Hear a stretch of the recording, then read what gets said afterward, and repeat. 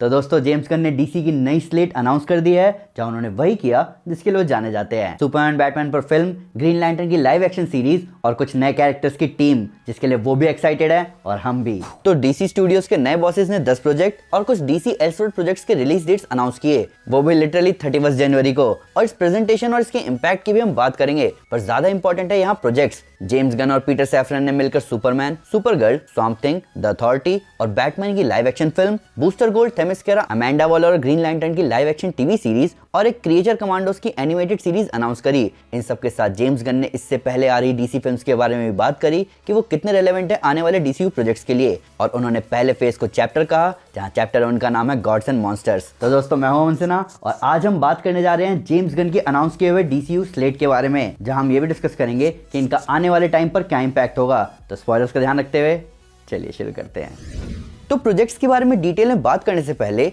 जान लेते हैं कि ओवरऑल अनाउंसमेंट क्या थी जेम्स गन की। जेम्स गन, जो कि पीटर सैफरन के साथ को सीईओ हैं डीसी स्टूडियोज के, उन्होंने बताया कि डीसीयू की फिल्म, एनिमेशन, गेमिंग और टेलीविजन सभी आने वाले 8-10 सालों में आपस में इंटरकनेक्टेड होंगे और इन सारे प्रोजेक्ट्स में कैरेक्टर्स और उनकी वॉइस को एक ही एक्टर प्ले करेगा। डीसीयू के बाहर के प्रोजेक्ट्स जैसे मैट रीव्स की the Batman series, fan favourite Teen Titans गो और टॉड फिलिप की जोकर सीरीज पार्ट है डीसी एल्सेवर्ल्ड्स का, जिसे जेम्स गन और पीटर सैफरन नहीं छेड़ रहे। हालांकि द बैटमैन की सीक्वल की रिलीज डेट हमें बता दी गई है, जो कि 3 अक्टूबर 2025। जेम्स गन का कहना यह भी है कि अभी आ रहे सारे डीसी प्रोजेक्ट्स को लेकर वो लोग बहुत लकी रहे, क्योंकि शज़ाम वैसे भी स्टैंड अलोन रहा है, तो वो लोग उसे सीधे जोड़ रहे हैं फ्लैश से, और फ्लैश ही डीसीयू को रीसेट करेगा डीसीयू में। ब्लू बीटल अभी न्यू है, तो उसे आराम से डीसीयू से जोड़ रहे हैं, और एक्वामैन के ठीक बाद वो शुरू करेंगे डीसीयू प्रोजेक्ट्स लाना। अब ऑब्वियसली ये सारी बातें बहुत सोच समझ के बोली गई हैं, क्योंकि अभी इनकी रिलीज पर असर ना पड़े, इसलिए इन 4 प्रोजेक्ट्स को डीसीयू से अलग बताना उनके लिए नुकसान से भरा रहेगा। हालांकि जो चीज हम फैंस के लिए एक्साइटिंग है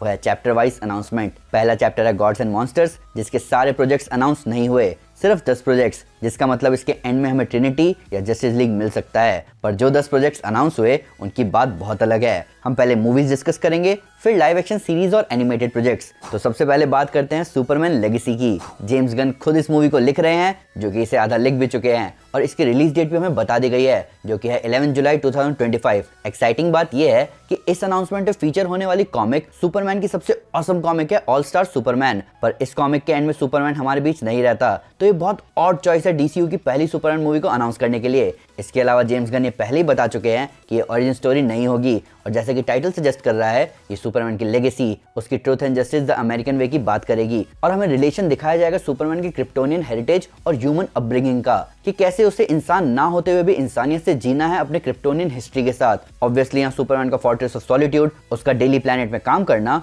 और उसकी पावर्स की लिमिट दिखाई जाएगी, जिसके साथ साथ सुपरमैन हमें काइंडनेस सिखाएगा, जहाँ दुनिया में लोग काइंडनेस को ओल्ड फैशन मानते हैं। अब इस अनाउंसमेंट के हिसाब से हम गेस कर सकते हैं कि हमें वापस जॉर्ड जैसे विलन्स दिखाए जा सकते हैं, क्योंकि उससे बेहतर कोई भी शुरुआती विलन अभी फैंस के दिमाग में नहीं आ रहा। प्लस यहाँ जेम्स गन के लिए चैलेंज ये होगा कि कैसे वो इस कहानी को नए तरीके से फैंस के सामने लाएंगे, जहाँ पिछली सुपरमैन मूवीज जिनमें मैन ऑफ स्टील भी शामिल है वो इतना जबरदस्त काम कर चुकी हैं। अब बात करते हैं बैटमैन की the brave and the bold की। अब जेम्स गन ने ये बात क्लियरली बोल दी है कि the brave and the bold story होगी बैटमैन के अपने असैसिन बेटे डेमियन से मिलने की, कॉमिक्स का 5th रॉबिन, जिसका मतलब है बैटमैन अपने 40s में हो सकता है, और पिछले रॉबिन अपने अपने नाम ले चुके हैं, जैसे नाइटविंग, रेड हुड और रेड रॉबिन। हालांकि डीसीयू के बैटमैन की कहानी उसके बेटे के पता लगाने के साथ शुरू करना कितना बेहतर होगा, क्योंकि पहले बैटमैन को इंट्रोड्यूस करना बेशक ओरिजिन नहीं पर एक सोलो बैटमैन स्टोरी के साथ जहां वो अपने विलन का सामना करता, ये ज्यादा बढ़िया होता। हालांकि ऑडियंस को एक अलग बैटमैन दिखाना उसके बेटे के साथ उसे बहुत आराम से सेपरेट करवा देगा मैट रीव्स के द बैटमैन से, तो कहीं ना कहीं हम इस स्टोरी का एम समझ रहे हैं। इन सब के ऊपर डेमियन वेन का दिखना सीधे सीधे बताता है कि बैटमैन रेशल गुल से निपट चुका है, जहां हमें डेमियन की मां तालिया भी दिखेगी। प्लस अमेंडा वॉलर यहाँ इस यूनिवर्स में अपनी सीरीज के साथ है, तो बैटमैन के विलन्स भी हमें यहाँ दिखेंगे। अब बात करते हैं सुपरगर्ल मूवी की। ये एक अच्छा टेक है जेम्स गन और पीटर सैफरन की तरफ से। फैंस सुपरगर्ल को अभी तक सुपरमैन की लॉन्ग डिस्टेंट कजिन की तरह देखते आए हैं, जबकि सुपरगर्ल का बचपन सुपरमैन से बहुत अलग रहा है। उसने बड़े होते हुए सुपरमैन से ज्यादा तबाही देखी है। वो सुपरमैन से एज में बड़ी भी थी, जहां उसकी ओरिजिन में उसे भेजा गया था बेबी कालल यानी सुपरमैन का ध्यान रखने के लिए, पर वो अर्थ पर लेट पहुंची और तब तक सुपरमैन बड़ा हो चुका था, इसीलिए वो अर्थ पर सुपरमैन से छोटी है। उसने अपने टीन ईयर्स अपने प्लैनेट क्रिप्टॉन को तबाह होते हुए देखा है, उसने अपने लोगों को मरते हुए देखा है, और जेम्स गन इसी सुपरगर्ल की स्टोरी हमारे सामने लाने वाले हैं। ऐसे ही डिफरेंट टेक्स की उम्मीद हम फैंस को है जेम्स गन और पीटर सैफरन से। अब बात करते हैं स्वैम्प थिंग की। स्वैम्प थिंग के बारे में जो लोग नहीं जानते उन्हें मैं बताना चाहूंगा कि स्वैम्प थिंग डीसी के सबसे इंटरेस्टिंग कैरेक्टर्स में से एक है। जब एलेक हॉलैंड को कुछ लोग मार देते हैं तब उसकी बॉडी एक प्लांट के साथ जुड़ती है और वो तब बनता है स्वैम्प थिंग। इस पार्लियामेंट ऑफ ट्रीज के डिफेंडर ने अपनी पॉपुलैरिटी गेन करी 80s में जब एलन मूर ने इस कैरेक्टर पर काम किया।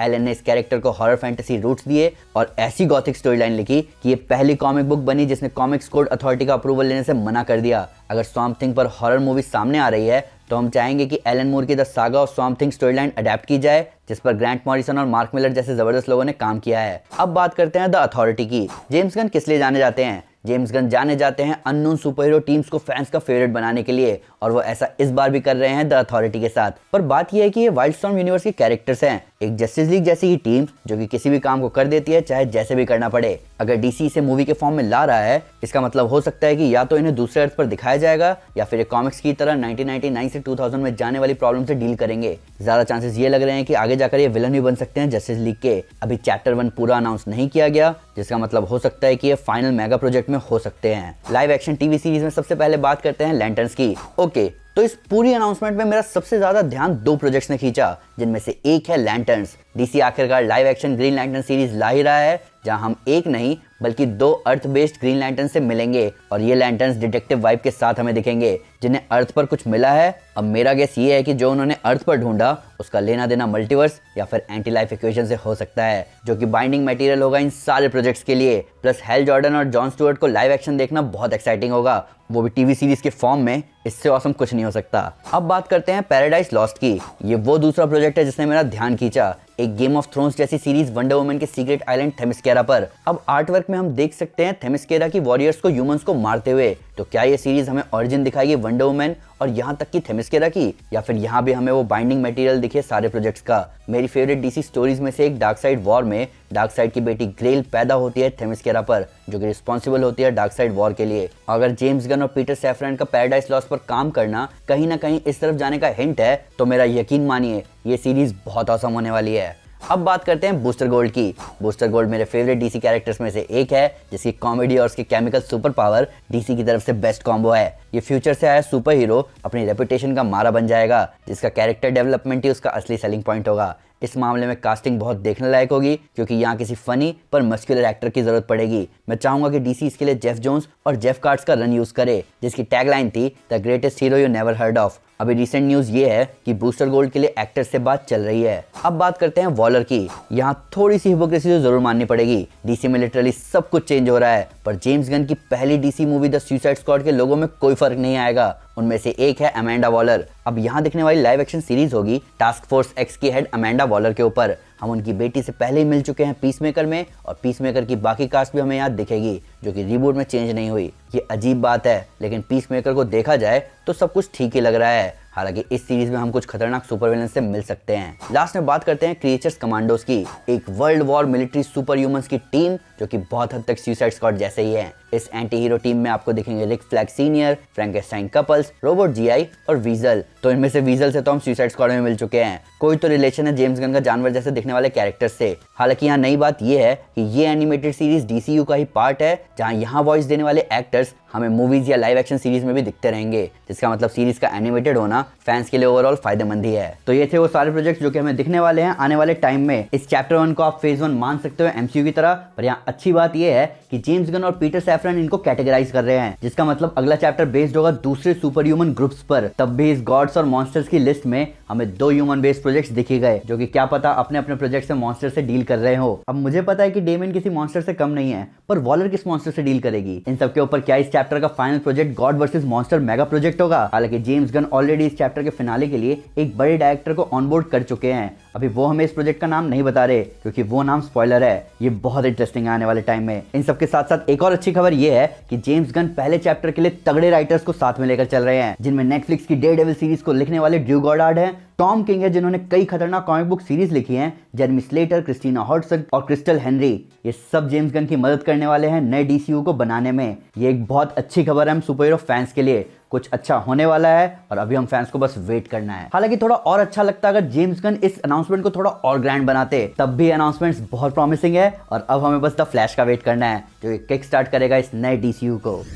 तो दोस्तों ये थी वीडियो जेम्स गन के डीसीयू के पहले चैप्टर के अनाउंसमेंट के बारे में। इस अनाउंसमेंट के साथ एक चीज तो कंफर्म है कि 2025 हम सुपर हीरो फैंस के लिए बहुत औसम होने वाला है, जहां मैट रीव्स की द बैटमैन सुपरमैन लेगेसी के साथ साथ हमें फैंटास्टिक फोर और एवेंजर्स कैंग डायनेस्टी भी दिखेगी। पर फिर भी अगर उससे कोई डिटेल मिस हो गई हो या आपको इसको नया फैक्ट है इस वीडियो से रिलेटेड तो प्लीज हमें कमेंट में जरूर बताएं या हमारे सोशल मीडिया हैंडल पर हमारे साथ शेयर करें, हम हर जगह हैं। तो दोस्तों अगर आप डीसी के बारे में डिटेल में जानना चाहते हैं तो मैं आपको हमारी इनजस्टिस गॉड्स अमंग अस कॉमिक सीरीज रेकमेंड करूंगा। साथ ही साथ अगर आपको वीडियो पसंद आए तो इस वीडियो को लाइक और शेयर जरूर करें और ऐसे कई सारे सुपर कंटेंट के लिए हमारे चैनल को सब्सक्राइब करना ना भूलें। Thank you guys, this is अंसना and you are super super. Piece.